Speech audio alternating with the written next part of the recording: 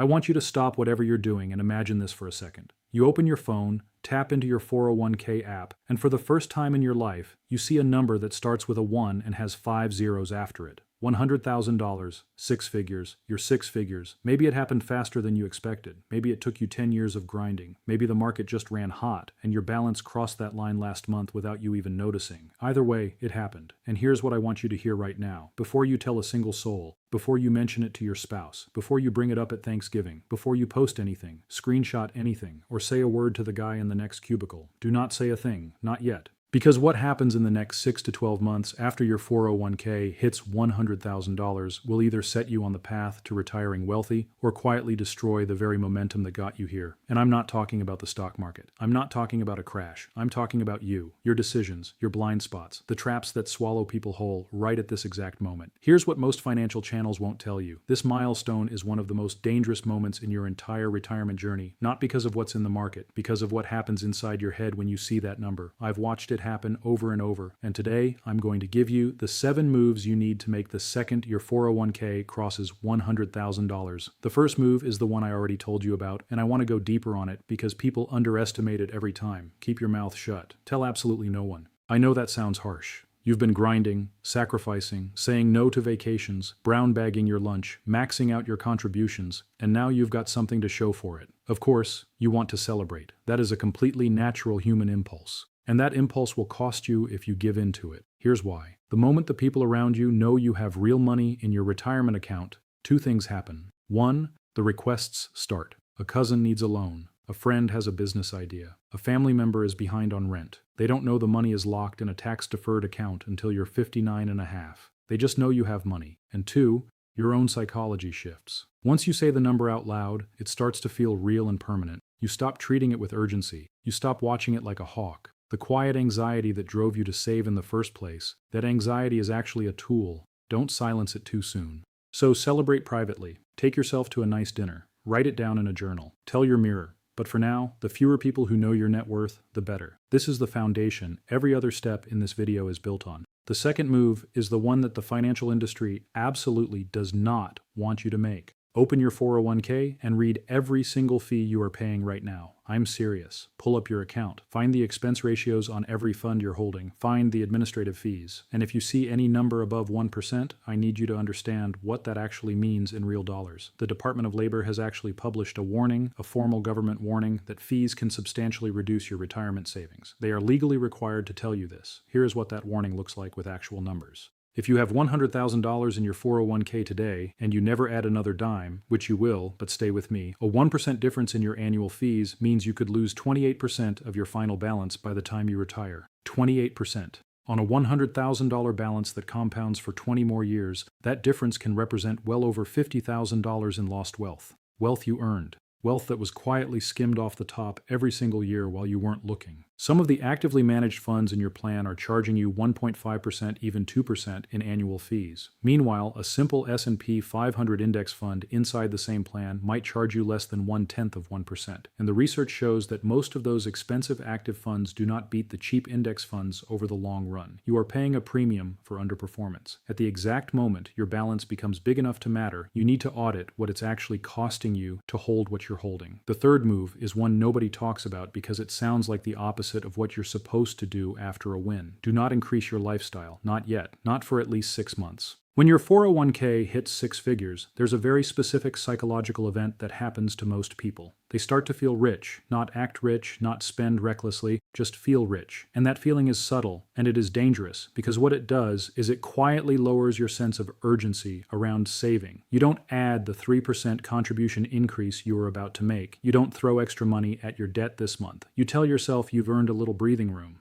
and you have earned it. That's not the problem. The problem is that a little breathing room has a way of slowly, quietly becoming your new normal. Behavioral economists call this lifestyle inflation. It shows up after every financial milestone. A promotion, a raise, a windfall, a good quarter in the market. Your expenses find a way to rise to meet whatever new capacity you feel like you have. And when it happens in the year after your 401k hits six figures, it tends to stall your momentum right when compound interest is about to start working in your favor in a serious way. The research on compound growth is pretty unambiguous about this. The second $100,000 accumulates significantly faster than the first because you're earning returns on a larger base. If you give in to lifestyle creep right now, you delay that acceleration.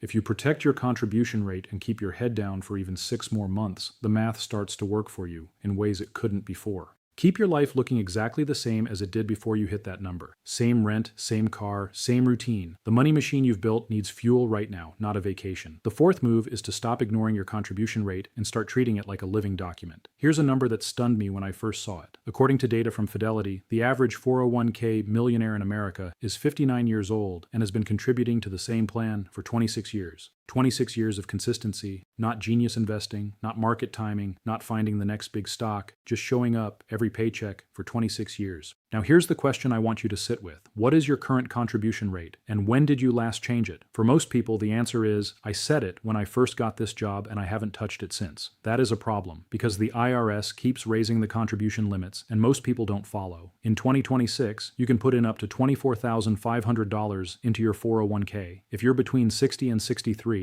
that number jumps even higher thanks to a special catch-up provision. You can contribute up to $35,750 total. If you're not close to hitting those limits, that is the lever you pull right now, not next year. Now, a 1% increase in your contribution rate today on a salary of $60,000 is $60 a month. At your current balance, compounding at a historical average of roughly 7 to 8% annually, that $60 a month will be worth significantly more than $60 by the time you retire, because you're not saving that $60 into a savings account. You're putting it into a tax-advantaged compounding machine that you have already proven can generate six-figure returns. After you hit 100,000, your job is not to relax the pressure. Your job is to find 1 more percent. The fifth move is the one that's going to feel uncomfortable to hear, and I'm going to ask you to stay with me anyway. If you have high-interest debt outside of your 401k, you need to attack it right now. I'm talking about credit card balances carrying 18, 20, and 22% interest. I'm talking about personal loans, high-rate car notes. Because here is a truth that the financial industry buries. You cannot build real wealth in a tax-advantaged account at 7 or 8% while simultaneously losing ground on debt at 22%. I know there's an emotional satisfaction to watching your 401k balance grow. It's real, it's visible, it's yours. Paying down debt feels like the opposite of that.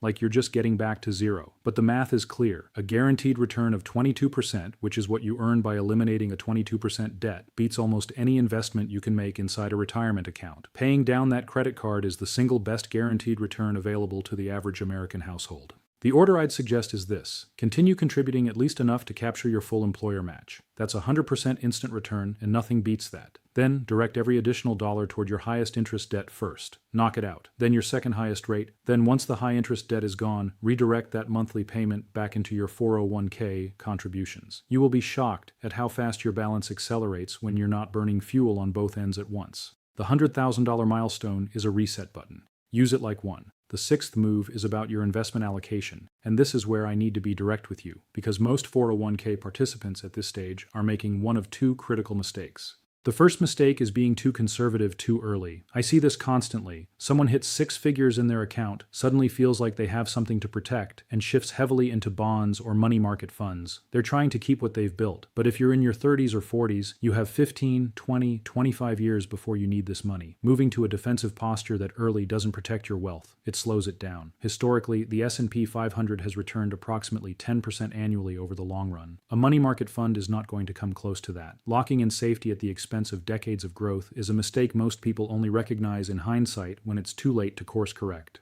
The second mistake is being too concentrated in your own company's stock. A lot of employer 401k plans give you the option to hold company stock, and some plans even match in company stock. If more than 10 or 15% of your 401k is sitting in a single company, even the one that pays your salary, you have a problem. Because if that company has a bad year, and I've seen this happen over and over, your paycheck takes a hit at the same time your retirement account takes a hit. You're doubling your exposure to a single point of failure. At $100,000, you're big enough to matter, but not so big that rebalancing is complicated. Pull up your allocation. Make sure you're broadly diversified, probably weighted toward low-cost index funds with an equity allocation appropriate for your age and timeline. Then review it once a year and stop obsessing over it in between. The people who check their 401k every week tend to make worse decisions than the people who check it once a quarter. The data on this is pretty consistent. The seventh move is the one that will determine whether you stay in the $100,000 club or whether you leave it entirely. And I mean leave it by going up. You need to understand right now that $100,000 is not the destination. It is the ignition. It is the moment where compound interest stops being a concept you read about in a personal finance article and starts being something you can actually feel in your own account. Here is the math, and I want you to sit with this. If you have $100,000 earning a 7% average annual return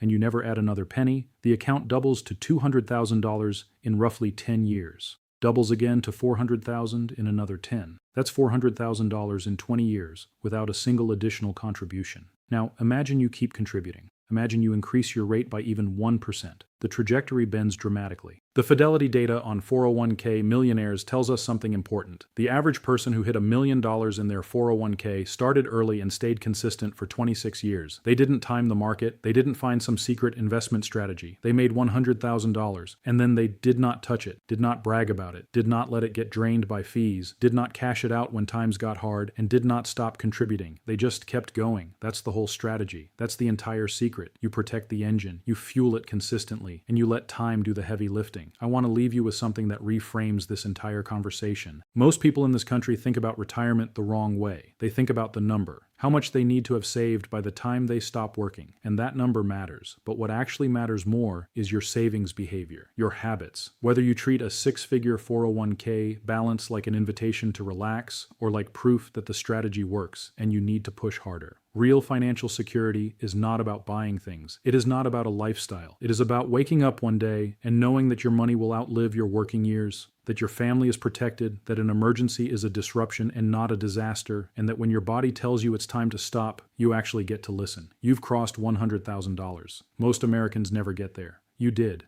Now do not blow it. Do not tell anyone. Do not celebrate by spending. Do not let the fees quietly eat your gains. Do not slow your contributions. Do not cash it out. Just keep going. If you want to go deeper on how to actually optimize your 401k allocation and avoid the fee traps I talked about today, I'll link the next video right here. And if this one helped you, hit subscribe, because we put out content specifically for people who are building real wealth, not people who want to feel good about money without actually having any. I'll see you in the next one.